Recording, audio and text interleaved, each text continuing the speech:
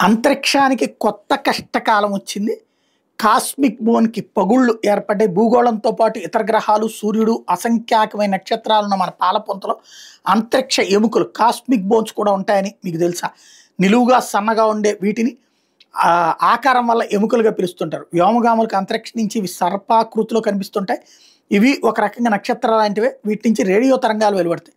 భూమి నుంచి 26,000 కాంతి సంవత్సరాల దూరంలో పాలపుంత మధ్య భాగానికి సమీపంలో ఉన్న G359.13 అనే ఇలాంటి కాస్మిక్ బోన్‌కి పగుళ్ళు వచ్చినట్టు సైంటిస్టులు తాజాగా గుర్తించారు. ఇది మన పాలపుంతలో అత్యంత పొడవైన, ప్రకాశవంతమైన ఎముకల్లో ఒకటి.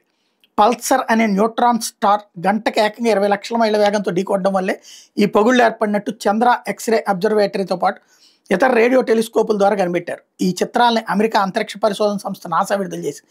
భారీ నక్షత్రాలు పేలిపోతుండడం వల్ల న్యూట్రాన్ నక్షత్రాలు ఏర్పడుతుంటే అవి అత్యధిక అయస్కాంత శక్తిని కలిగి ఉండి ఎలక్ట్రోమాగ్నెటిక్ రేడియేషన్ వెలువరిస్తాయి. సెకనుకు కొన్ని వందల సార్లు తమ చుట్టూ తాము తిరుగుతూ అంతరిక్షంలోకి వేగంగా దూసుకెళ్తాయి. దానికి అడ్డొచ్చినటువంటి వాళ్ళని అడ్డంగా ఢీకొంటాయి అన్నట్టు, అడ్డొచ్చిన వాటిని అడ్డంగా ఢీకొంటాయి అని చెప్తున్నారు.